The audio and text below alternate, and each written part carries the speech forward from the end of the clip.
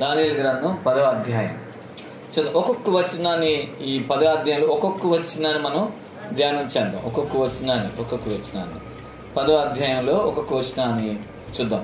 పారసిక రాజు కోరేషు పరిపాలన కాలంలో 3వ సంవత్సరంన బెల్తెషాజరు దానియేలుకు ఒక సంగతి బయలుపరచబడును. గొప్ప యుద్ధము జరగనున్న సంగతి నిజమే. దానియేలు దాన్ని గ్రహించెను. అది దర్శనం వలన అతనికి తెలిసినదాయను అన్నాడు. అంటే దానియేలు మరి కోరేషు యొక్క పరిపాలన 3వ సంవత్సరంలో మరొకసారి ఆయనకు ఒక దర్శనం వచ్చింది. మరి కోరేషు ఆయన ఎవరు అంటే పారసిక రాజు అన్నమాట. మరి ఈ పారసిక రాజులో రాజు కింద దర్యావేషు కూడా ఉన్నాడు. మరి ఇతను గమనించాలి, ఇతను ఏం చేస్తున్నాడంటే ఇతని పరిపాలన 3వ సంవత్సరంలో ఈ దానియేలుకి ఒక దర్శనం వచ్చింది. ఆ దర్శనంలో ఏంటి అంటే ఈయన ఒక నది దగ్గర నిలబడుతున్నట్టుగా దర్శనం వచ్చింది. మరి ఆ దర్శనాన్ని ప్రకారంగా మరి దేవుడు మరి దానియేలుకి ఏం చెప్పబోతున్నాడు, అక్కడ ఎలాంటి ప్రత్యక్షతలు ఉన్నాయి, ఏంటి విషయం అనేది మనం చూస్తే గమనించాల్సిన విషయం. 2వ వచనం చూస్తే ఆ దినమందు అని రాయబడింది. అంటే ఏ రోజైతే మరి దానియేలుకి దర్శనం వచ్చిందో ఆ రోజు మరి ఏంటి అంటే ఒక యుద్ధం అనేది జరగబోతుంది అనేది ఇతనికి అర్థం అవుతుంది. ఒక యుద్ధం, ఎలాంటి యుద్ధం అంటే ఇది ఆత్మీయ పోరాటం. అందువల్ల ఎప్పుడైతే తినకు అర్థమైపోతుంది ఆ దర్శనం, కొన్ని కళలు మనకు అర్థమవుతాయి, కొన్ని కళలు మనకు అర్థం కావు, కొన్ని దర్శనాలు అర్థం అవుతాయి, కొన్ని దర్శనాలు అర్థం కావు అన్నమాట. అంటే దేవుడు ఎలా మాట్లాడతాడు మనతో అంటే కళల ద్వారా మాట్లాడతాడు, దర్శనాల్లో మాట్లాడతాడు, స్వరం ద్వారా మాట్లాడతాడు, అలాగే వాక్యం ద్వారా. మనం బైబిల్ చదువుతున్నప్పుడు కూడా మనతో మాట్లాడు, ప్రతిరోజు మాట్లాడుతూ ఉంటాడు. వాక్యం చదువుతూ ఉంటే వాక్యం ఏంటి? దేవుని మాట. నువ్వు వాక్యం చదువుతూ ఉంటే కూడా దేవుడు నీతో మాట్లాడుతున్నట్టే లెక్కది. ఎందుకంటే ప్రార్థన చేయడం అంటే మనం దేవుడితో మాట్లాడడం, వాక్యం చదవడం అంటే ప్రభు మనతో మాట్లాడడం అన్నమాట. చూడండి, కొన్ని విషయాలని ఆయన కళల ద్వారా కూడా మాట్లాడతాడు, కొన్ని విషయాలని దర్శనం ద్వారా మాట్లాడుతూ ఉంటాడు. మీరు ఆలోచన చేయాల్సిన విషయం. కాబట్టి దానియేలుకి ఏం కనబడుతుంది చూడండి. అంతకుముందు దానియేలుతో మాట్లాడాడు దేవుడు. దేని ద్వారా మాట్లాడాడు? ఇర్మియా గ్రంథం చదువుతుంటే మాట్లాడాడు. మీకు అర్థమైందా? ఇర్మియా గ్రంథం చదువుతుంటే మాట్లాడాడు. దేవుడు ఏం గుర్తు చేశాడు? ఇదిగో మీరు చెరకాలం అయిపోతుంది, మీరు ఏమైపోతారు, మరలా మీ సొంత ప్రదేశానికి వెళ్ళబోతున్నారు అనే దానికి మాట్లాడాడు. ఇక్కడ మాత్రం దర్శనంలో మాట్లాడుతున్నాడు. అంటే ఒక్కొక్క పరిస్థితిలో ఒక్కొక్క విధంగా దేవుడు మనతో మాట్లాడతాడు అనమాట. కాబట్టి మనకు కావాల్సింది ఏంటి? ప్రభు మనతో మాట్లాడాలి. ఇది చాలా ముఖ్యమైన విషయం. దేవుడు మనతో మాట్లాడితే మన పట్ల ఆయనకున్న ప్రణాళికలు, ఆయన ఉద్దేశాలు తెలియజేయబడతాయి. మరి అలా మాట్లాడాలి అంటే మనం ఏం చేయాలి? ప్రభువుతో గడపడం చాలా ముఖ్యం అనమాట. దేవునితో చాలాగా మనం గడపాలి. మరి అంతకుముందు దానియేలు మరి చాలా రోజులు ఉపవాసం ఉండి ప్రార్థన చేసుకున్నాడు. ఆ తర్వాత మళ్ళీ ఇక్కడ జరుగుతున్న విషయం ఏంటంటే, ఇక్కడ ఎన్ని రోజులు ఉపవాసం 3 వారాలు ఉపవాసం ఉన్నాడు. మళ్ళీ ఇక్కడ మీరు ఆలోచించండి. ఈ 3 వారాలు ఉపవాసం ఉన్నాడు, మామూలుగా లేడు. ఉపవాసం ఉంటూ ప్రార్థనలో గడుపుతున్నాడు. అక్కడ ఉపవాసం ఉంటూ ప్రార్థన చేస్తున్నాడు అక్కడ దానియేలు. కాబట్టి ఇప్పుడు మన జీవితంలో ఏదైనా ఒక కార్యం అనేది జరగాలి అంటే మనం చేయాల్సిన పని అంటే ప్రార్థన చేసుకోవాలి. ఈ ప్రార్థన అనేది దాన్ని ఏమంటారు? పోరాటం అని కూడా అంటారు. ఎలాంటి పోరాటం? ఆత్మ సంబంధమైన పోరాటం ఇది. ఎలాంటి పోరాటం అంటే చూడండి, మీరు ఎప్పుడైతే ప్రార్థించడానికి సిద్ధపడతారో సరే అప్పుడే మీకు ఆటంకాలు వస్తాయి. ఎప్పుడైతే ప్రార్థన చేసుకుందాం అనుకుంటారో అప్పుడే మీకు ఈ ఆటంకాలు ఎలా వస్తున్నాయి? మీరు ప్రార్థన చేసుకోవడానికి ఆటంకానికి ఏంటి లింక్ అంటే లింక్ ఉంటుంది ఖచ్చితంగా. నువ్వు ప్రార్థన చేస్తున్నావు అంటే నీకు విజయం కోసం ప్రార్థన చేస్తున్నావు. అప్పుడు నీకు విజయం రాకుండా ఉండాలని చెప్పేసి సాతానుడు కూడా ఏం చేస్తాడు? వాడు వేయాల్సిన ప్లాన్లో వాడు రావాల్సిన రూట్లో వాడు వస్తూ ఉంటాడు. నేను ఏదో రకం ప్రార్థన చేయనీయకుండా, వాక్యం చదవనివ్వకుండా, దేవుని సందులో గడపనివ్వకుండా అనేక రకాలుగా ఆటంకాలు పడతా ఉంటాడు. నీకు బలహీనతలు రావచ్చు, లేకపోతే ఇంట్లో ఎవరి ద్వారానైనా సరే నీకు సమస్యలు రావచ్చు, లేకపోతే ఏదో రకంగా మరి అది ఉద్యోగపరమో వ్యాపారపరమో కుటుంబ సమస్యలో ఏదో రకమైన శోధన వస్తానే ఉంటుంది. దేని గురించి వస్తుంది? లేదా పిల్లల ద్వారా శోధన రావచ్చు, భర్త ద్వారా శోధన రావచ్చు, ఇలా రకరకాల సమస్యలు తల్లిదండ్రుల ద్వారా రావచ్చు, ఎలా వచ్చినా కూడా. అంటే అర్థం ఏంటి, వాళ్ళ ద్వారా ఎందుకు వస్తుందంటే మీరు గమనించండి, సాతానుడు కూడా వాళ్ళ ద్వారానే మనతో యుద్ధం చేస్తాడు, మనతో పోరాడుతూ ఉంటాడు. చూడండి, వాడు ఎలా అంటే మనుషుల్లో దూరి మన మీద యుద్ధంగా వస్తాడు. మీరు ఆది కాండంలో మనం చూస్తున్నప్పుడు హవ్వతో ఎవరు మాట్లాడారు అంటే మనకేం కనబడుతుంది, అక్కడ సర్పం, పాము కనబడుతుంది. కానీ గమనించండి, పాము కాదు మాట్లాడేది, పాములో దూరుతాడు.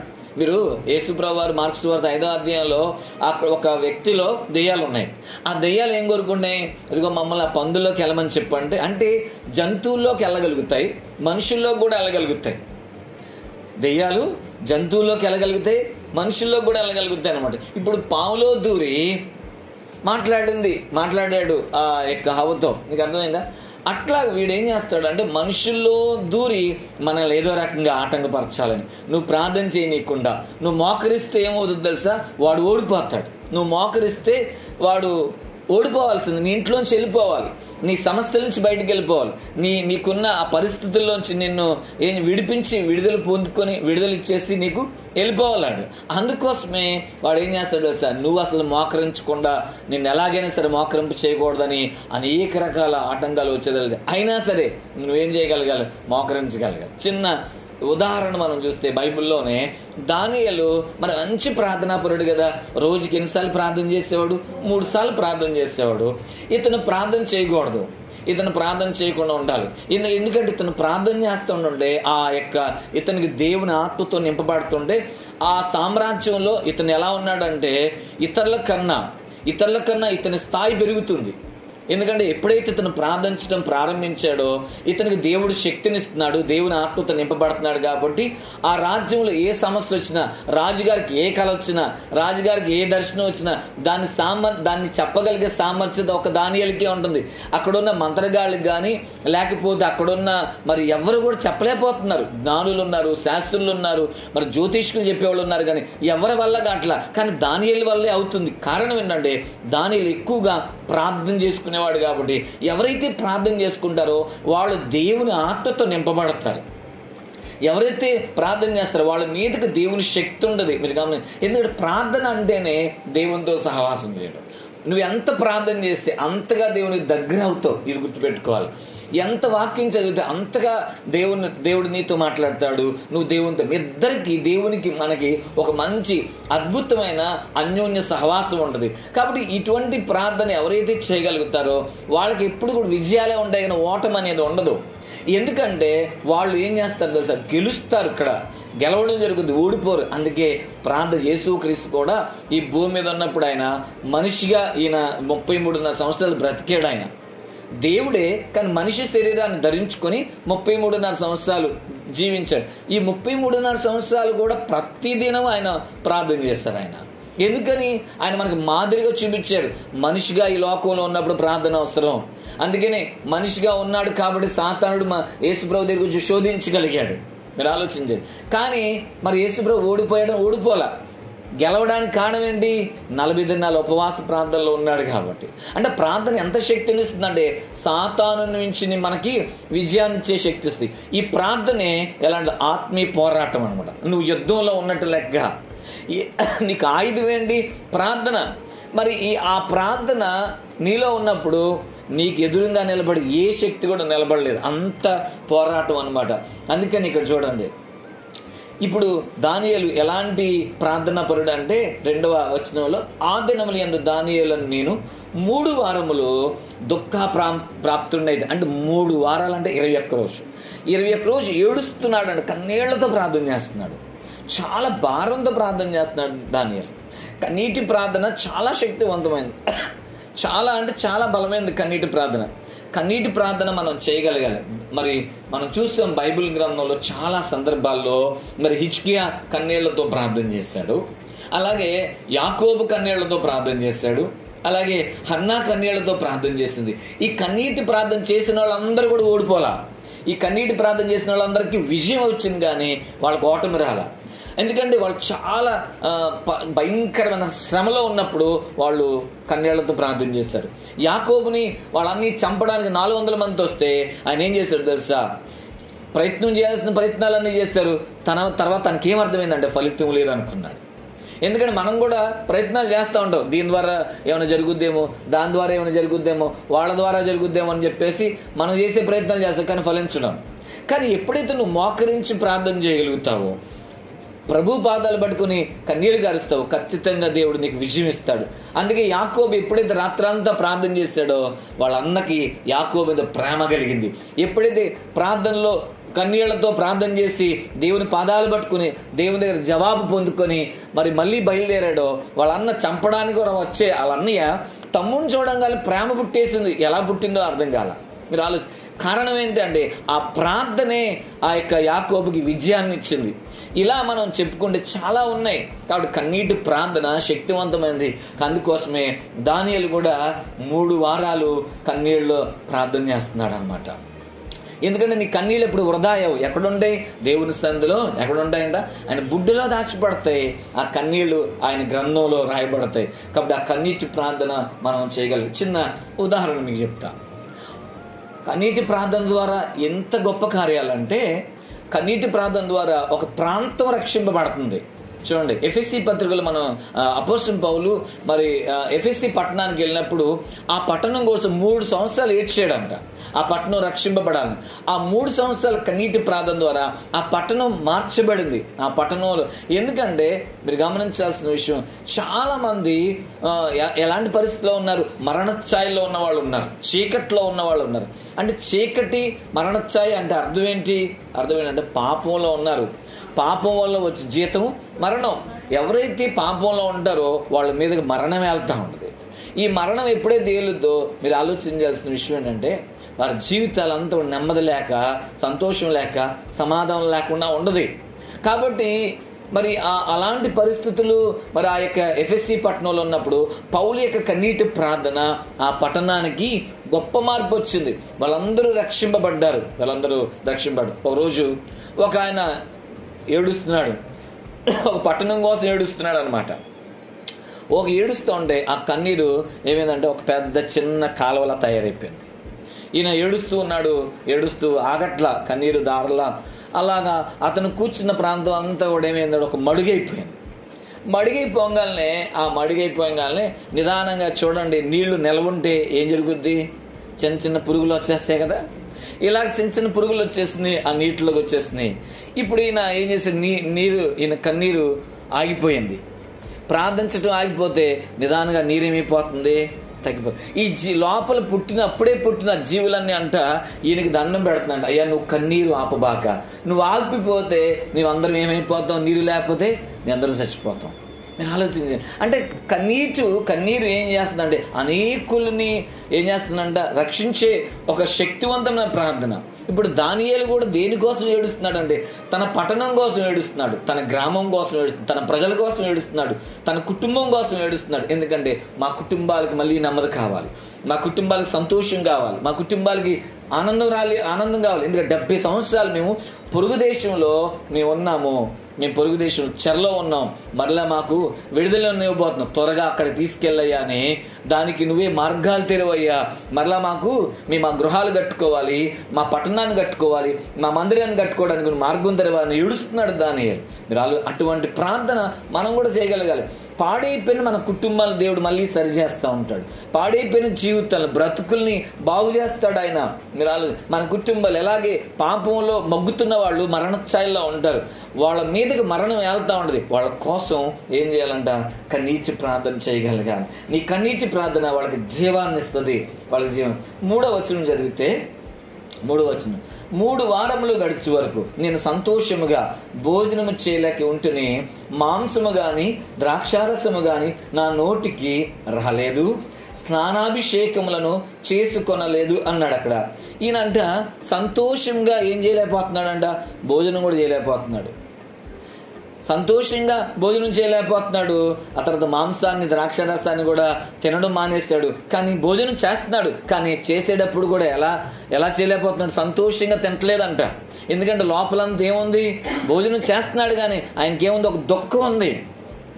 మాంసాలు మానేస్తాడు, అట్లాగే ద్రాక్షారసం, అదొక రకమైన ఉపవాసం. మాంసాలు ద్రాక్షరసాలు అంటే ఇష్టమైన ఆహారాన్ని వదిలేసాడు, కానీ ఆహారం తింటున్నాడే కానీ అతని మనసంతా దేంతో ఉంది దశ? బాధతో ఉంది, వేదనతో ఉంది. అందుకే సంతోషంగా తినలేకపోతున్నాడంట ఆహారాన్ని. మీరు ఆలోచన చేయండి. కాబట్టి ఎందుకంటే ముద్ద దిగట్లా, ఎందుకంటే మరి అవన్నీ గుర్తు చేసుకున్నాడు. వాళ్ళ పట్టణం గురించి, వాళ్ళ దేశం గురించి అన్ని జ్ఞాపకాలు వస్తున్నాయి. ఎంత నష్టం జరిగింది పట్టణానికి, ఎంతోమంది చచ్చిపోయారు, గుర్రాల కింద రథాల కింద ఎంతోమంది చనిపోయారు, ఎంతోమంది కత్తి వద్ద చచ్చిపోయారు. మరలా ఎంత నష్టం కలిగింది. ఎందుకు అంటే కేవలం 9వ అధ్యాయంలో మరి దానియేలు ప్రార్థన చేసినప్పుడు, అయ్యా మేము పాపం చేసామయ్యా, మేము పాపం చేయబట్టే నువ్వు ఇక్కడికి వచ్చావు అని దానియేలు 9వ అధ్యాయంలో ప్రార్థన చేస్తూ ఉంటాడు. ఎందుకంటే వాళ్ళు అక్కడికి రావడానికి ఏంటి కారణం? వాళ్ళ రాజులు, వాళ్ళ ప్రజలు ఎవరి మాట వినలా? దేవుని మాట వినలా, వాక్యాన్ని తృణీకరించారు, దేవుని సేవకుల మాట వినలా. అందుకే వాళ్ళ మీదకి భయంకరమైన శాపము, భయంకర శిక్ష వచ్చింది. అది జ్ఞాపకం చేసుకున్నాడు. ఎందుకంటే ఇది ఎలా తెలిసింది? ఇర్మియా గ్రంథం చదువుతున్నాడు దానియేలు. ఇర్మియా గ్రంథం చదువుతున్నాడు కాబట్టి ఆయనకు అర్థమైంది, ఇలా జరిగిందా మా పితరుల జీవితాల్లో, ఇలా జరిగిందా మా యొక్క పితరుల కుటుంబాల్లో అని చెప్పేసి ఏం చేస్తున్నాడంటే చాలా దుఃఖం ఉంది దానియేలుకి. ఈరోజు ఆలోచన చేయాల్సిన విషయం, దానియేలు ఆ టైంలో లేకపోవచ్చు, కానీ దేవుని వాక్యం ఎప్పుడైతే చదివాడో, దేవుని వాక్యాన్ని ఎప్పుడైతే ఇర్మియా గ్రంథాన్ని చదివాడో, ఆ ఇర్మియా ఏం చేశాడంటే మరి అక్కడున్న పరిస్థితులన్నీ కూడా రాశాడు. ఆ పరిస్థితులన్నీ కూడా రాయడం బట్టే దానియేలు అది చదివాడు కాబట్టి అర్థమైంది, ఇంత భయంకర పాపం వల్ల ఎంత నష్టం జరిగిందా, ఇంతగా మరి మరణం జరిగిందా, అయ్యో మా పితరులు ఎంతగా నష్టపోయారా వాడు చేసిన పాపం అని చెప్పేసి. అందుకే దానియేలు ఏం చేస్తున్నాడు? ఏడుస్తున్నాడు అనమాట. అయ్యా మరలా మమ్మల్ని క్షమించయ్యా, మరలా మా ప్రాంతాన్ని తీసుకెళ్ళయ్యా అని కన్నీటి ప్రార్థన చేస్తున్నాడు. తినబుద్ధిగా అట్లా దానియేలుకి. మీరు ఆలోచన చేయండి, అర్థం చేసుకుని. తర్వాత ఇక్కడ ఏమన్నా స్నానాభిషేకం చేసుకోలేదు అంటే, ఇంగ్లీష్లో ఏమంటదంటే ఆయిల్ పెట్టుకోలేదంట, తలకి నూనె పెట్టుకోలేదంట. ఎన్ని వారాలు? 3 వారాలు నూనె లేకుండానే ఉన్నాడంట దానియేలు. ఆ విధంగా దానియేలు దేవునికి అప్పగించుకుని 4వ వచనం చదువుదాం. మొదటి నెల 24వ తేదీ నేను హిద్కియేలు గొప్ప తీరమున్నదిన ఉన్నాడు. ఈ దర్శనంలో ఈయన ఎక్కడ ఉన్నాడంటే, ఈ యొక్క కోరేష్ కాలంలో 3వ సంవత్సరంలో ఈయనకి మొదటి నెల 24వ తారీఖున దర్శనంలో ఎక్కడ కనబడుతున్నాడు? అది హిద్కియేలు అని ఒక నది దగ్గర ఉన్నాడు అనమాట. ఉండినప్పుడు అతనికి ఒక దర్శనం స్పష్టంగా, ఇతని యొక్క కన్నీటి ప్రార్థనకి ఏంటి దశ? దేవుణ్ణి స్వయంగా యేసు ప్రభువుని కనపడుతున్నాడు అక్కడ, ఆ దర్శనంలో చూస్తున్నాడు. నేను ఆలోచన, బైబిల్ గ్రంథంలో ఇద్దరికి ఇంత అద్భుతమైన ప్రత్యక్షత. ఒకటి దానియేలుకి సేమ్ ఇలాగే ఎవరికి వచ్చిందంటే యోహాన్ గారికి వచ్చింది. ఏంటంటే ప్రత్యక్షత అనేది చాలా విశేషమైన ప్రత్యక్షత ఇది. మీరు ఆలోచించి, దానియేలుకి ఎంత గొప్పగా ప్రభువును చూడగలుగుతున్నాడు. ఈ ప్రభువును చూడడానికి ఏంటి తెలుసా? ప్రభు ప్రత్యక్షత ఎలా వచ్చింది దానికి? ప్రభు సన్నిధిలో ఆ విధంగా ప్రభు పాదాలు పెట్టుకుని ఏడుస్తున్నాడయ్యా. కన్నీటి ప్రార్థనకి దేవునికి ప్రత్యక్షతలు వచ్చినాయి. ఈరోజు ప్రభు మనతో మాట్లాడాలంటే మనం ప్రభువుని చూడగలగాలి. అందుకే దావీదు గారు ఏమంటాడంటే, దావీదు కీర్తనలో ఒక మాట ఉంటుంది, 17వ కీర్తన 15వ చరణంలో ఒక మాట, నేనైతే నీతి గలవాడనై ముఖ దర్శనం చేస్తానయ్యా, నేను మేల్కొన్నప్పుడు నీ స్వరూప దర్శనం అందు నా ఆశను అంటున్నాడు అనమాట. అంటే దావీదుకి ఎలాంటి ఆశ ఉంది? ప్రతిరోజు లెగంగాల్ని ఎవరిని చూడాలని ఆశ అంట? ప్రభువుని చూడగలగాలి. ఎందుకంటే దావీదు కూడా రోజుకి 3 సార్లు ప్రార్థన చేస్తాడు. ఇతను ప్రార్థన, ఇతని యొక్క ఆశ ఏంటంటే ప్రభువుని చూడాలి, నేను నా ప్రభువుని చూడాలి. ఇదే కోరిక దావీదుకి కూడా. కాబట్టి ఈరోజు అలా చూడగలిగే భాగ్యం ప్రభు మనకు కూడా ఇస్తాడు. హల్లెలూయా. నువ్వు ఎప్పుడైతే ప్రభువుకు దగ్గరగా ఉంటావో ప్రభు ప్రత్యక్షతలు వస్తాయి, మాట్లాడతాడు. ఆయన దర్శనంలో నువ్వు కళ్ళ ద్వారా మాట్లాడుతూ ఉంటాడు. చూడండి ఎట్లా కనబడుతున్నాడు ప్రభు ఈయనకి. నేను కనులెత్తి చూడగా నార బట్టలు ధరించుకుని ఒకడు కనపడను, అతడు నడుమున మేలిమి బంగారు నడికట్టు కట్టుకొని ఉండెను, అతని శరీరము రక్తవర్ణపు రాతి వంటిది, అతని ముఖము మెరుపు వలె ఉండను, అతని కన్నులు జ్వాలామయమై దీపములను, అతని భుజములను పాదములను తళతళలాడు ఇత్తడిని పోలి ఉండను, అతని మాటల ధ్వని నర సమూహపు కంఠధ్వని వలె ఉండను. చూడండి ఎంత అద్భుతంగా. హెచ్కేల్ గ్రంథంలో కూడా కనపడుతుంది, కానీ అది పరలోక దర్శనంగా కనబడుతుంది. కానీ ఇక్కడ ఈయనకి ఎలా కనబడుతున్నాడు? ఒక నదీ తీరాన ప్రభు కనబడుతున్నాడు ఈయనకి. అయితే యోహాన్ గారికి అయితే పరలోకంలో ప్రభు ఎలా ఉన్నాడో కనబడుతున్నాడు. మీరు ఆలోచన చేయండి, అర్థం చేసుకోవాలి. కాబట్టి దేవుని వాక్యం సెలవిస్తుంది, ప్రభువుని చూడగలుగుతున్నాడు. 7వ వచనం, దానియేలు నాకు ఈ దర్శనం కలగా నాతో కూడానున్న మనుషులు దాన్ని చూడలేదు కానీ మిగిలిన భయాక్రాంతులై దాగు కొనవలనని పారిపోయేది. అంటే అందరికీ అందరు చూడలేకపోతున్నారు ప్రభు ప్రత్యక్షతను. దానియేలుతో పాటు కొంతమంది ఉన్నారంట, కానీ చూడండి అందరూ ఏం చేయలేకపోతున్నారు, చూడలేకపోతున్నారు. ఎవరు చూడగలుగుతున్నారు? కేవలం దానియేలు ఒక్కడే చూడగలుగుతున్నాడు. చూడండి ఏమని రాయబడింది, ఏమన్నా నాతో కూడానున్న మనుషులు దాన్ని చూడలేదు. అంటే ఆ శక్తి వాళ్ళకి లేదు. అందుకనే వాళ్ళు మిగుల భయక్రాంతుల ఏమైపోతుంది, దాగు కొనవలనని పారిపోతున్నారంట. అంటే దానియేలు ఎంత దగ్గరగా ఉంటే ప్రభువుని చూడగలుగుతున్నాడు, కానీ మిగతా వాళ్ళు చూడలేకపోతున్నారు. ఆ ముఖ ప్రకాశాన్ని ఆయన చూడలేకపోతున్నారు, ముఖ ప్రకాశాన్ని చూడలేకపోతున్నారు, ఆ శక్తిని చూడలేకపోతున్నారు. కానీ దానియేలు ఒక్కడే చూడగలగడానికి కారణం ఏంటంటే, ఎవరైతే దేవునికి దగ్గరగా ఉంటారో వారి మాత్రమే చూడగలుగుతారు. ఎంత పవిత్రత కలిగి ఉంటే దేవుని యొక్క ప్రత్యక్షతను చూడగలుగుతాడు. అందుకే బైబిల్ గ్రంథంలో ఒక మాట ఉంటుంది, ఏం తెలుసా, హృదయ శుద్ధి గలవారు ధన్యులు, వారు ఎవరిని చూస్తారంట. చూడండి, అంటే ఇక్కడ చూడండి, మిగతా వాళ్ళకన్నా దానియేలు ఎలా ఉన్నాడు చూసారా, ఎంత శుద్ధి చేయబడి ఉన్నాడు. అంటే హృదయ శుద్ధి ఎప్పటికప్పుడు దానియేలు తాను ఎప్పుడు చూసుకుంటా ఉంటాడు, నేను ఎలా ఉన్నాను అని. ఎందుకంటే తాను ఉద్యోగం చేసుకున్నాడు రాజుగారి దగ్గర. ఆయన ఒక ఎంప్లాయ్, చిన్న ఉద్యోగస్తుడేం కాదు, అక్కడ చాలా ప్రధానమైన ఉద్యోగం ఉంది. అంత బిజీ షెడ్యూల్లో ఉన్నా కూడా దానియేలు ప్రార్థన మాత్రం మానట్లా. అంత బిజీగా ఉన్నా కూడా దానియేలు దేవునితో గడపడం మానట్లా.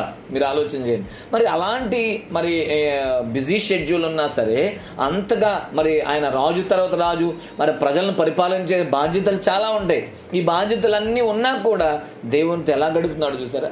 కొంతమంది ఏం చెప్తారు, ఏమంటే చాలా ఖాళీ లేదండి, అసలు చాలా నా ఉద్యోగంలో చాలా బిజీగా ఉన్నానండి, అందుకే నేను ఈరోజు ప్రార్థన చేసుకోలేకపోయానండి, ఈరోజు వాక్యం చదవలేకపోయానండి అని మనం మాట్లాడుతూ ఉంటాం. కానీ మనకు సమయం ఉంటుంది, 24 గంటలు దేవుడు ఇచ్చాడు.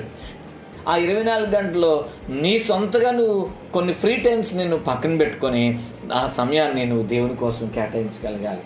చూడండి, మనం ఆలోచన చేయండి. దానియేలు కూడా మనకులాంటి వాడు, జాబ్ హోల్డర్, కానీ ఆయన చాలా ఉన్నతమైన స్థితి, ఆయనకున్న స్థితి మనకి ఎక్కడ ఉంది. అయినా సరే ఏం చేస్తున్నాడంట, దేవుని సన్నిధిలో రోజుకి 3 సార్లు ప్రార్థన చేస్తాడు. ఇక్కడ చూడండి, ఏకంగా 21 రోజు అన్నపానాలు సరైన భోజనం కూడా చేయలేక ఏం చేస్తున్నాడంటే కన్నీళ్లతో ప్రార్థన చేస్తున్నాడు రోజు. ఇదివరకు ఎలాగైతే రోజుకి 3 సార్లు చేస్తున్నాడు, అలాగే చేస్తూనే ఏం చేస్తున్నాడు, కన్నీళ్లతో ప్రార్థన చేస్తున్నాడు.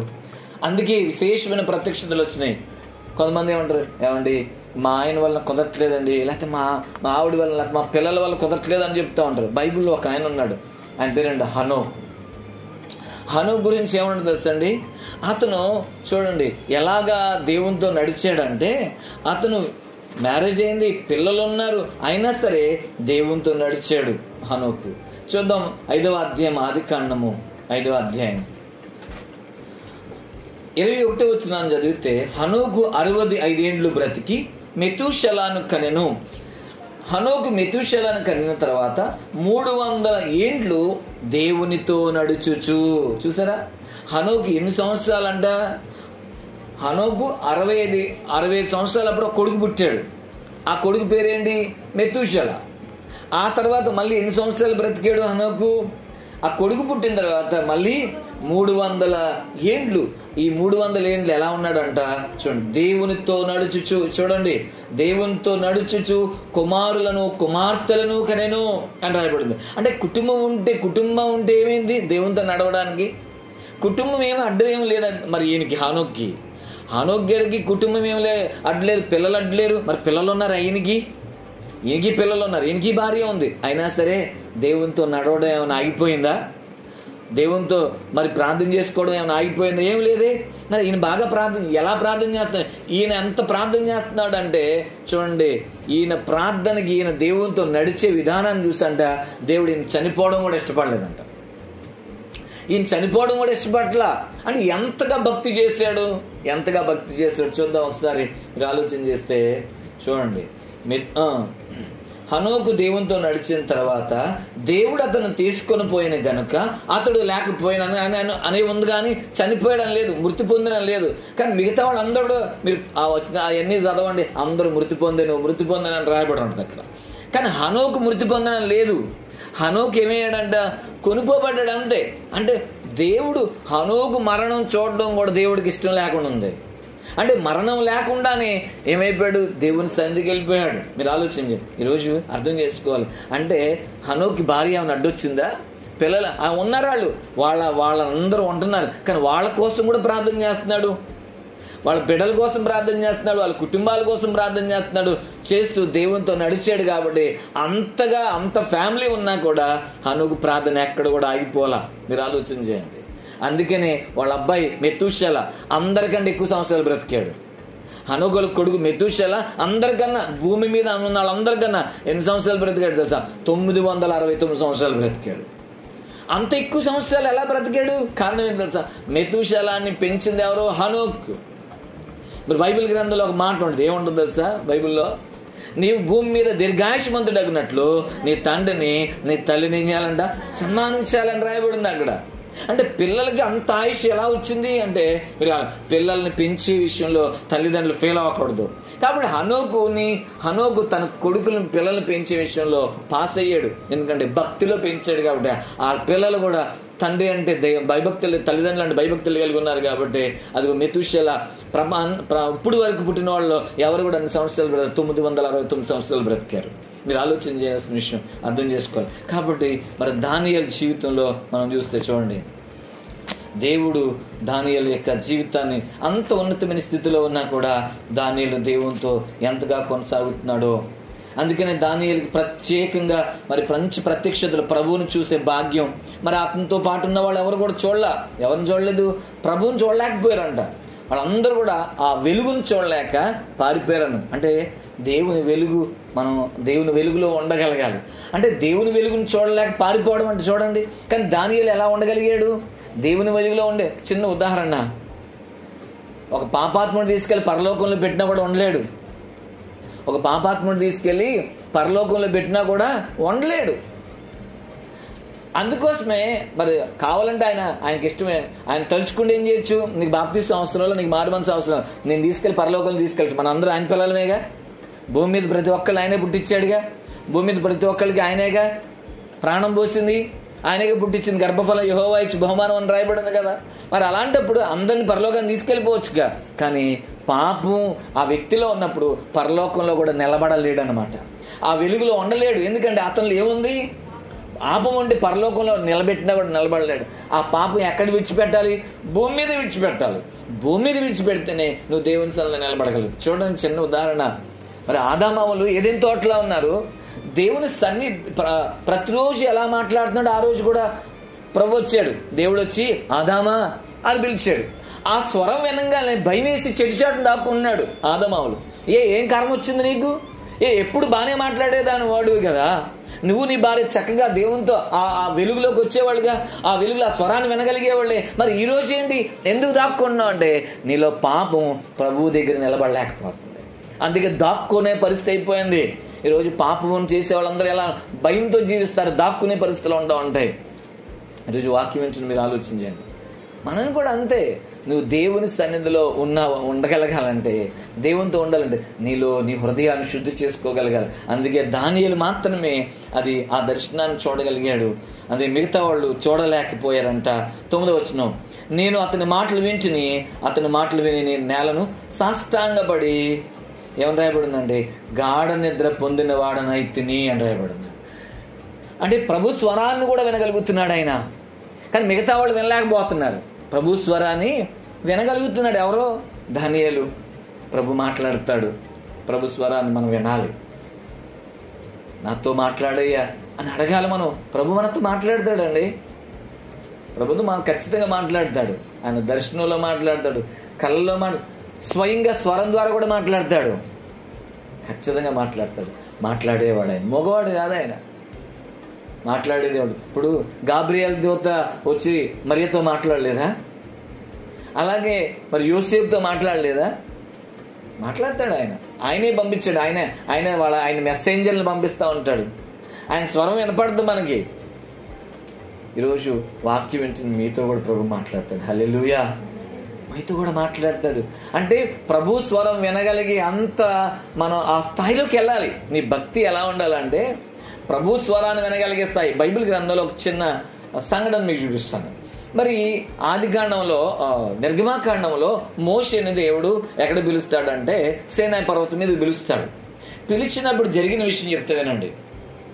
సీనాయి పర్వతం మీదకి మోషే ఒక్కడే వెళ్ళగలిగాడు, కానీ యెహోషువ వెళ్ళలేకపోయాడు. యెహోషువ మధ్యలో ఉంటాడు. కింద ఎవరున్నారంటే మరి మిగతా ప్రజలను అహరోను వాళ్ళందరూ ఉంటారు అంతే. మీరు ఆలోచన చేయండి. అహరోను వెళ్ళలేదు, అహరోను పిలవలేదు. వాస్తవానికి అహరోను కూడా పిలవాలిగా, ఎందుకంటే మోషే అహరోన్లే కదా మరి ఐగుప్తు దేశం నుంచి వాళ్ళు తీసుకొచ్చింది. కానీ అహరోను పిలవల, అహరోను కిందే ఉన్నాడు. మరి యెహోషువ, మరి మోషే తర్వాత యెహోషువ అనే నాయకుడు, కానీ యెహోషువ కూడా వెళ్ళలేకపోయాడు. కానీ మోషే ఒక్కడే ఎక్కడున్నాడు తెలుసా? దేవుని ముఖ దర్శనం చేస్తున్నాడు. హల్లెలూయా. దేవునితో గడిపాడు 40 రోజులు, 40 రాత్రులు, 40 పగలు. ఆయన స్వరాన్ని విని ఆ వెలుగులో ఉన్నాడు అక్కడ మోషే. అంటే ఏంటి? మోషే అలాంటి ప్రత్యక్షత కలిగినోడు మోషే. అందుకే మోషే గురించి ఏమన్నాడు అంటే మోషేతో నేను ముఖాముఖిగా మాట్లాడతాను అన్నాడు. ఎందుకంటే మోషే కూడా అలాంటి వాడే. మోషే గురించి ఏమన్నాడు? అతడు నా ఇల్లంతటిలో ఎలాంటి వాడు అంట? నమ్మకస్తుడు. నువ్వు దేవుని దగ్గర నమ్మకమైన వాడిగా ఉన్నప్పుడు దేవుడు తన ముఖ దర్శనాన్ని చూపించగలదు. తనతో సహవాసం నువ్వు చేసేటప్పుడు నువ్వు నమ్మకం కలిగి ఉండాలి. నీ జీవితం నమ్మకంగా ఉండాలి. అంతేగాని నువ్వు ఒకరోజు ప్రార్థన చేసి ఇంకొక రోజు మానేసి అవసరం ఉన్నప్పుడు ప్రార్థన చేసి లేదా అవసరం ఉన్నప్పుడు దేవుని వాక్యం చదవడం కాదు. ఎప్పుడు ప్రతిదినము ఆహారం ఎలా తింటున్నావు, స్నానం ఎలా చేస్తున్నాము, మన రోజు డైలీ లైఫ్లో మన శరీరం కోసం ఎంతగా మనం చేస్తున్నామో అలాగే మన ఆత్మ విషయంలో కూడా అంతే చేయాలి మనం. కాబట్టి ఈరోజు వాక్యం వెంటనే నీవు ప్రభు నీకు పిలుస్తున్నాడు, నీతో మాట్లాడుతున్నాడు. నువ్వు కూడా ఆయనతో మాట్లాడితే ఆయన నీతో మాట్లాడు. దానియేలు ప్రభుతో మాట్లాడుతున్నాడు కాబట్టి ప్రభు కూడా దానియేలుతో మాట్లాడుతున్నాడు. మీరు చూడండి, సమూయేలు చిన్నోడేగా, బాలుడైన సమూయేలు రాసిన మొదటి గ్రంథం 3వ అధ్యాయంలో ఏమన్నా సార్? సమూయేలు స్వరం విన్నాడు. ఎవరి స్వరం విన్నాడు? దేవుని స్వరం. చిన్నవాళ్ళతో కూడా దేవుడు మాట్లాడతాడు. భేదమేమి లేదు. చిన్నపిల్లలతో మాట్లాడతాడు, యవనస్తులతో అందరితో మాట్లాడతాడు. ఆయన మాట్లాడు దేవుడు. ఆయన ఈరోజు ప్రభు నీతో కూడా మాట్లాడు. ప్రభు స్వరం ఎందుకు వినకూడదు? మనం ప్రభు నువ్వు నాతో మాట్లాడవా అని ఎందుకు అడగకూడదు? ఆలోచన చేద్దాం. కాబట్టి ప్రభు మాట్లాడుతున్నాడు. దాని తర్వాత 10వ వచనం, అప్పుడు చేతితో నన్ను ముట్టి నా మోకాళ్ళను అరచేతులను నేల ముప్పి నన్ను నిలబెట్టి అన్నాడు. ఈ లోపు ఏం జరిగిందంటే ఆ దర్శనంలో అలా ఉన్న తర్వాత వెంటనే ఒక దేవదూత వచ్చేసాడు అక్కడికి. ఒక దేవదూత వచ్చి ఏం చేస్తాడు? ముట్టాడంట. ఎందుకంటే బలహీనుడైపోయాడు. ఆ ప్రత్యక్షత వచ్చినప్పుడు ఏమైపోతున్నాడు? బలహీనుడైపోతున్నాడు. చూడండి, మీరు గమనించండి. దేవుని ప్రత్యక్షత ఎవరికైతే వస్తుందో వాళ్ళు చాలా ఆత్మలో శక్తితో ఉంటారు, కానీ శరీరం బలహీనం అయిపోయింది. దేవుని ప్రత్యక్షత ఎవరికైతే వస్తుందో దేవుని ఆత్మతో నింపబడే వాళ్ళు ఎలా ఉంటారంటే శరీరం మాత్రం బలహీనం అయిపోయింది, కానీ ఆత్మ మాత్రం చాలా బలంగా ఉంటుంది. మరి దానియేలు కూడా బలహీనుడైపోయాడు అనమాట. ఎందుకంటే అన్నపానాలు సరిగ్గా తినట్లేదనమాట. శరీరం బలహీనమే, కానీ ఆత్మ ఎంత శక్తితో ఉందో చూసారా?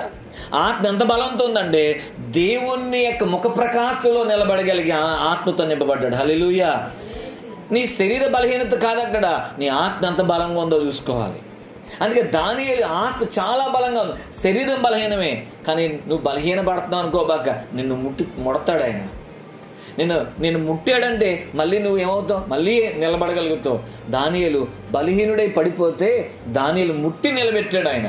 ఈరోజు ప్రభు అలాగే మనల్ని నిలబెడతాడు. 11వ వచనంలో, దానియేలు నీవు బహుప్రియుడు గనుక నేను ఎద్దుకు పంపబడితిని, నీవు లేచి నిలబడి నేను నీతో చెప్పు మాటలు తెలుసుకొనమనెను. అతడి మాటలు నాతో చెప్పగా నేను వణుకుచు వినుచుండిని అన్నాడు. చూసారా ఏం మాట్లాడుతుంది సార్?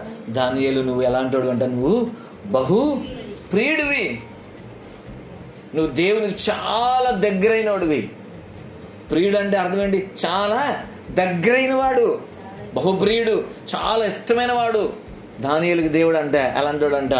చాలా ఇష్టమైన వాడు అంట. ఈరోజు మనం కూడా దేవునికి ఎలా ఉండాలంట? బహుప్రియులుగా ఉండాలి. నువ్వు దేవునికి దగ్గర ఎప్పుడవుతావు? నువ్వు దేవునికి దగ్గర ఎప్పుడైతే దేవునితో మాట్లాడడం అనేది నువ్వు ఆపకుండా ఎప్పుడు కూడా మాట్లాడుతూ ఉంటావో అప్పుడే ఆయన కూడా నీతో అలాగే ఉంటాడు. నువ్వు బహుప్రియుడవి, ప్రియురాలుగా కనపడాలి ఆయనకి. తర్వాత 12వ వచనం, అప్పుడు అతడు దానియేలు భయపడకుము, నీవు తెలుసుకొనవలనని నీ మనసును అప్పగించి దేవుని ఎదుట నిన్ను తగ్గించుకున్న ఆ మొదటి దినం మొదలుకొని నువ్వు చెప్పిన మాటలు వినబడినవి గనక నీ మాటలను బట్టి నేను వచ్చి తిని అన్నాడు. చూసారా ఇక్కడ ఏమని రాయబడింది? దేని గురించి, ఏ సందర్భం గురించి మాట్లాడు? 9వ అధ్యాయంలో దానియేలు ఏం చేశాడు? తగ్గించుకున్నాడు. గోని పట్ట కట్టుకొని బూడిదలో గుచ్చుకుని ప్రార్థన, ఆ విషయాన్ని ఇక్కడ చెప్తున్నాడు. నువ్వు తగ్గించుకున్నావు దేవుని దగ్గర. నువ్వు దేవుని దగ్గర ఎక్కడ ఎలా ఉన్నావు? నువ్వు తగ్గించుకున్నావు దేవుని దగ్గర, తగ్గించుకున్నావు. అందుకే నేను వచ్చాను నీ దగ్గరికి అన్నాడు. ఎవరైతే తగ్గించుకొని దేవుని దగ్గర ప్రార్థన చేస్తారో ప్రభు సన్నిధి వాళ్ళ దగ్గరికి వస్తుంది, ప్రభు యొక్క ప్రత్యక్షతలు వస్తాయి. చూడండి, ఆలోచించండి. అందుకే ఏమన్నాడు సార్? నేను అందుకే పంపబడ్డానయ్యా. నువ్వు దేవుని దగ్గర ఎలా ఉన్నావు? తగ్గింపు జీవితం జీవించావు నువ్వు అని మాట్లాడుతున్నాడు.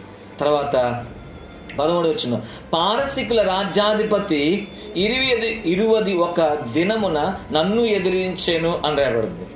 పారసికుల రాజ్యాధిపతి ఎవరు? పారసికుడు కింగ్ ఎవరు? పర్షియా కింగ్ ఎవరు? పర్షియల రాజు ఎవరు?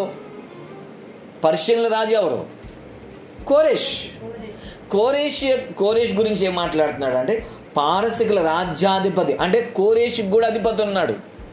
కోరేష్కి అధిపతి ఎవరండి? కోరేషే కదా రాజు. అంటే కోరేష్ని లీడ్ చేసేవాడు అంట. ఎవరో తెలుసా? సాతానుడు. కోరేష్ని ఎవరు నడిపిస్తున్నారు తెలుసా? సాతానుడు. అందుకనే ఇక్కడ చూడండి, ఇక్కడ ఈ దేవదూత కింగ్తో కాదు పోరాడేది, కింగులో ఉన్న ఆ సాతానుతో పోరాడుతున్నాడంట. కానీ పోరాడలేకపోతున్నాడంట. కానీ ఏం చేయలేకపోతున్నాడంట? పోరాడలేకపోతున్నాడు. తన శక్తి సరిపోవట్లా. అంటే అర్థం ఏంటి? చూడండి, ఆ కింగ్లో ఉన్నవాడు ఎలాంటి వాడు అంటే ఇదిగో ఇతనికన్నా శక్తిమంతుడే. ఎందుకంటే ఆ ఎవరు? అతను సాతానుడు. ఇప్పుడు ఆ సాతాన్ని ఎదిరించడానికి ఇతనికి శక్తి సరిపోవట్లా. అందుకే ఏమన్నాడు తెలుసా? చూడండి ఒకసారి ఏమన్నాడంటే, ఇంకా పారసికుల రాజు నువ్వు సముఖమందు నేను నిలుచుండగా ప్రధాన అధిపతుల్లో మిఖాయేలు ఒకడు నాకు సహాయం చేయవచ్చాను అన్న. అప్పుడు వెంటనే ఇతని ఎవరు సహాయం కోరాడు తెలుసండి? మిఖాయేలు దేవదూత సహాయం కోరాడు. ఎందుకంటే పరలోకంలో 2 ప్రముఖమైన దేవదూతలు ఉంటారు. ఒక అతను లూసిఫరు, ఇంకొక అతనేమో మిఖాయేల్. ఇప్పుడు ఏం జరిగింది? వీళ్ళిద్దరూ ఒకప్పుడు దేవునికి ప్రధానంగానే ఉండేవాళ్ళు. కానీ ఎప్పుడైతే లూసిఫరు పడద్రోయబడ్డాడో ఇప్పుడు మిఖాయేలే ఉన్నాడు. ఇప్పుడు లూసిఫర్ని ఎదుర్కోగలిగేవాడు మిఖాయేల్ ఒక్కడే. మిఖాయేల్ దేవదూత ఒక్కడే ఎదుర్కోగలుగుతాడు. అందుకనే ఎప్పుడైతే ఇతను ఈ దూత శక్తి సరిపోవట్లేదో మిఖాయేల్ దూత వచ్చేసాడనమాట ఇతనికి సహాయం చేయడానికి. మీరు ఆలోచన, మనం ఏం చేస్తాం? మన బలం సరిపోతే ఏం చేస్తాం? ఇంకొక బలవంతుడిని పిలుచుకుంటాం కదా సహాయం కోసం. కాబట్టి ఇక్కడ చూడండి, సాతాన్ని ఎదిరించగలిగే శక్తి మిఖాయేలుకు ఉంది. అందుకే మిఖాయేలు వచ్చాడంట. అంటే మన పక్షాన కూడా దేవదూతలు మన పక్షాన్ని యుద్ధం చేస్తారు. మన పక్షాన్ని కూడా దేవదూతలు ఏం చేస్తారంట? యుద్ధం చేస్తూ ఉంటారు. తర్వాత 14, ఆ దర్శనపు సంగతి ఇంకా అనేక దినముల వరకు జరగదు. అయితే దినముల అంతమందు నీ జనులకు నువ్వు సంభవింపబోవు ఈ సంగతి నీకు తెలియజేయవచ్చునని అతడు నాతో చెప్పాను అని రాయబడింది అక్కడ. అంటే ఇతనికి ఒక ప్రత్యక్షత వచ్చింది. దానియేలుకి 9వ అధ్యాయం 20వ వచనాల్లో ఏంటో తెలుసండి? అంచె దినాలలో జరగబోయేది కూడా కనపడింది. అంచె దినాల్లో జరగబోయేది, ఆ అంచె దినాల్లో జరగబోయే దాని గురించి ఇంకా భయపడిపోతుంటే అప్పుడే జరగదు, నువ్వేమీ తొందరపడబాక అని మాట్లాడుతున్నాడు అనమాట. అయితే నీ జన్మలకు సంభవబోయే సంగతి అన్నాడు. అంటే ప్రస్తుతం జరగాల్సిన విషయాన్ని నీకు చెప్పబోతున్నాను అన్నాడు అనమాట. చూడండి తర్వాత 15వ వచనం, అతడు ఈ మాటలు నాతో చెప్పగా నేను నా సముఖమున నేలకు వంచుకొని మౌనునైతేనే అప్పుడు నరస్వరూపియగు ఒకడు నా పెదవులను ముట్టగా నేను నోరు తెరిచి నా ఎదుటి నిలిచి ఉన్న వానితో ఇట్లాంటిని, నా ఏలినవాడా, ఈ దర్శనం వలన నాకు వేదన కలిగినందున నా బలము తొలగిపోయింది. ఎప్పుడైతే ఆ ప్రత్యక్షత వచ్చిందో ఈయనకున్న బలం ఏమైపోతుందంట? తగ్గిపోతుంది. ఎందుకని? దిగులు పడిపోతున్నాడు. దాని గురించి చాలా వేదన ఉంది ఇతనికి. ఆ వేదన వలన శరీరంలో ఉన్న బలం ఏమైపోతుంది? ఎందుకంటే తనకి తినడానికి ఇష్టపడట్లా, తినాలని మనసు రావట్లా. ఎందుకంటే ఒక భారం ఉంది. అయ్యో నా ప్రజల పరిస్థితి ఏంటి, నా కుటుంబ సంగతి ఏంటని చాలా వేదనతో ఉన్నాడు. ఈరోజు అటువంటి వేదన మనకుండాలి. నువ్వు వేదనతో ఎప్పుడైతే ప్రార్థన చేస్తావో ఖచ్చితంగా దేవుడు నిన్ను బలపరచడానికి ఆయన వస్తాడు. నువ్వు బలహీనమైనా సరే నిన్ను ముడతాడు ఆయన. అక్కడ చూడండి, దానియేలు బలహీనుడు అయిపోతే ఏమైంది, దేవదూత వచ్చి ముడతాడు అనమాట. ఇన్ని చూడండి. తర్వాత 17వ వచనంలో ఏముంది, నా ఏలిన వాని దాసున నేను నా ఏలిన వాని ఎదుటే ఎలాగును మాట్లాడుదును, నా బలము తొలగిపోయినే, ఊపిరి విడవలేక ఉన్నానని చెప్పి చాలా అసలు ఊపిరిని కూడా పీల్చుకోలేక అంతగా బలహీనుడైపోయాడంట దానియేలు. అంటే శరీరం మాత్రమే బలహీనం అయిపోతుంది, కానీ ఆత్మ మాత్రం ఎలా ఉందంట, చాలా బలంగా ఉంది. తర్వాత అతడు మరలా నన్ను ముట్టి నన్ను బలపరచు, మళ్ళీ ముడుతున్నాడు, మళ్ళీ బలపరుస్తున్నాడు. చూడండి, నువ్వు ఎన్నిసార్లు బలహీనమైనా సరే ప్రభు నిన్ను ఏం చేస్తా ఉంటాడు, బలపరుస్తూనే ఉంటాడు. అందుకనే పౌలే ఉంటాడు, నన్ను బలపరచువా అని అందే నేను సమస్తము చేయగలుగుతున్నాను అన్నాడు. అక్కడ శరీరంలో బలహీనలు అవ్వచ్చు, ఆత్మలో బలహీనలు అవ్వకూడదు. శరీరంలో బలహీనమైన ప్రభు మనల్ని ముడతాడు, ప్రభు మనల్ని తాకుతాడు, ప్రభు మనల్ని స్వస్థపరుస్తాడు, ఇది గుర్తుపెట్టుకోవాలి. కానీ ఆత్మలో మాత్రం నువ్వు బలహీనుడు కాకూడదు.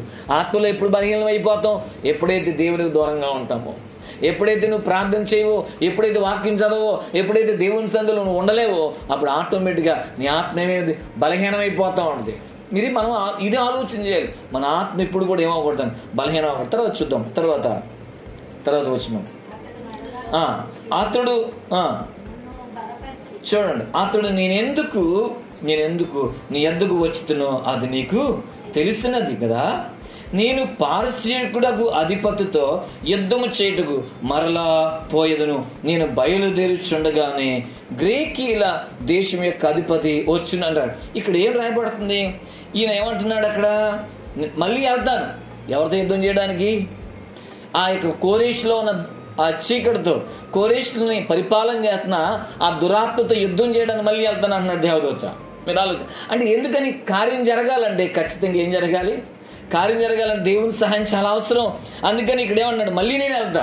ఇప్పుడు నేను ఓడిపోయి ఉండొచ్చు, కానీ నాతో పాటు నిలబడడానికి నాకు ఎవరు వస్తున్నారా, ఎవరు సహాయం తీసుకున్నాడు, ప్రధాన దూత అయిన మిఖాయేలు దూతతో సహాయం తీసుకొని నిలబడుతున్నాడు అక్కడ. ఈరోజు మనం కూడా గమనించాల్సిన విషయం, ఖచ్చితంగా మనం బలహీనంగా ఉండొచ్చు, మనం అనారోగ్యపరంగా ఉండొచ్చు, మనం శక్తి లేకపోవచ్చు, కానీ ప్రభు మనల్ని ముడతాడు. ఆయన మనం బలపరిచి మనల్ని నిలబెడతాడు. శరీరపరంగా మనం ఎప్పుడు కూడా బలహీనలు అయినా పర్వాలేదు, కానీ ఆత్మ విషయంలో మనం ఏమవ్వకూడదంట, బలహీనలు కాకూడదు. శరీరపరంగా మనం ఏమవ్వాలి, బలహీనమైన ఆత్మ విషయంలో ఏమవ్వకూడదు, బలహీనలు అవ్వకూడదు. అందుకే దేవుని వాక్యం చెప్తుంది, నన్ను బలపరచువాని యందు నేను సమస్తము చేస్తాను అంటున్నాడు. మరి నువ్వు నిన్ను బలపరచడానికి ఏంటి విషయం, ఆయన నిన్ను బలపరచాలి కదా. నేను బలపరచాలంటే నువ్వేమవ్వాలి, నువ్వేమాత్రం కూడా భయపడకుండా ప్రభువుతో గడపాలి. కానీ ప్రభువుతో ఎప్పుడైతే గడపడం ప్రారంభించాడో, అందుకని ఇతను బలహీనుడైనా సరే ప్రభు ముడతానే ఉన్నాడు. అయినప్పుడల్లా ప్రభు ఏం చేస్తున్నాడు, ఇతను తాగుతున్నాడు. ఎందుకంటే అతనుకున్న బాధ అలాంటిది. ఆ బాధలో తిండి కూడా తినలేకపోతున్నాడు అనమాట. ఆ వేదనలో తిండి, ఎందుకని తన కుటుంబం మీద ఉన్న తనకున్న అలాంటి ఆ యొక్క వేదన అనమాట. ఈరోజు మనకి అట్లాంటి భారం అనేది చాలా ముఖ్యమైనది. చూడండి, కానీ యుద్ధం అనేది ఏం జరుగుతుంది అక్కడ చూడండి, కనపడకుండా యుద్ధం జరుగుతుంది. ఎవరికి యుద్ధం జరుగుతుంది, మన పక్షాన్ని దేవదూతలు ఉన్నారు. అదిగో ఎవరితో యుద్ధం చేస్తున్నారు, అపవాదితో. ఖచ్చితంగా నీ విషయంలో కూడా అంతే. నీ విషయంలో కూడా నీ పక్షాన్ని దేవదూతలు యుద్ధం చేస్తారు. ఎవరితో యుద్ధం చేస్తారు, ఎవరి ద్వారా అయితే నువ్వు చెరపట్టబడ్డావో, ఎవరి ద్వారా శోధించబడుతున్నావో, ఎవరి ద్వారా నీకు శ్రమ వస్తుందో, చూడండి వాళ్ళలో ఉన్న ఆ చీకటిని ఆ దెయ్యంతో పోరాడడానికి దేవుని దూతలు ఏం చేస్తారంట, నీ పక్షాన్ని నిలబడతారు. గమనించి, అందుకే ఇక్కడ చూడండి, ఇక్కడ రాయబడింది అక్కడ. అందుకోసమే ఏంటంట, మరలా నేను వెళ్తాను. ఎందుకంటే వెంటనే కార్యం జరగకపోవచ్చు, నువ్వు మళ్ళీ ఏం చేస్తూ ఉండాలి, కార్యం జరగట్లేదని ఆపకూడదు. ఇప్పుడు దానియేలు 9వ అధ్యాయంలో ప్రార్థన చేశాడు, జరగల. 3 సంవత్సరాలు అయిపోయింది, ఆగిపోయాడా, ఆగల. మళ్ళీ ఏం చేస్తున్నాడు, మళ్ళీ ప్రార్థన చేస్తున్నాడు దానియేలు. అవునా, కార్యం జరగలేదని మనం ఏమో మౌనంగా ఉండకూడదు. కార్యం జరగలేదని మౌనంగా ఉండకూడదు. నువ్వు చేయాల్సిన పని ఏంటి, ప్రార్థన మాత్రం చేయాలి. అది కూడా ఏం చేయాలి, ఉండే కొలది నీ ప్రార్థన మారాలన్నమాట. ఉండే కొలది నువ్వు దేవునితో ఉన్న సంభాషణలు మారాలి. దేవుని శక్తితో నువ్వు ఎప్పుడు కూడా కొనసాగుతూ ఉండాలి. దేవుని ప్రార్థనలో దేవుని పాదాలు పట్టుకుంటూ ఉంటే దేవుడు తన కార్యం జరిగిస్తూ ఉంటాడు. మీరు ఆలోచన చేయండి. చూడండి 21వ వచనం, అయితే సత్యగ్రంథమందు వ్రాసినది నీతో చెప్పెదను, మీ అధిపతియగు మిఖాయేలు గాక ఈ సంగతులను గూర్చి నా పక్షమును నిలువ తెగించిన వాడు అక్కడునో లేడు అని రాయబడింది. ఇక్కడ గమనించాల్సిన విషయం ఏంటంటే, ఈ దేవదూత పక్షాన నిలబడడానికి ఎవరికి అంత శక్తి లేదంట. ఒక మిఖాయేలుకి మాత్రమే శక్తి ఉంది. మిఖాయేలు ఒక్కడే సహాయం చేయగలుగుతున్నాడు. యుద్ధ దూతలు ఉంటారు మనకి. ఆ యుద్ధ దూతలు, ఒక దూత యుద్ధానికి వెళ్తున్నాడు కానీ గెలవలేకపోతున్నాడు. అందుకే ఎవరు సహాయం కోరు, ఎందుకంటే మిఖాయేలు ఒక్కడే సమాధానం చెప్పగలుగుతాడు. ఎవరికి? లూసిఫర్కి. అందుకోసమే మిఖాయేలు యొక్క సహాయం కోరుతున్నాడు అనమాట. ఆయన ఒక్కడే నా పక్షాన్ని నిలబడగలుగుతాడు.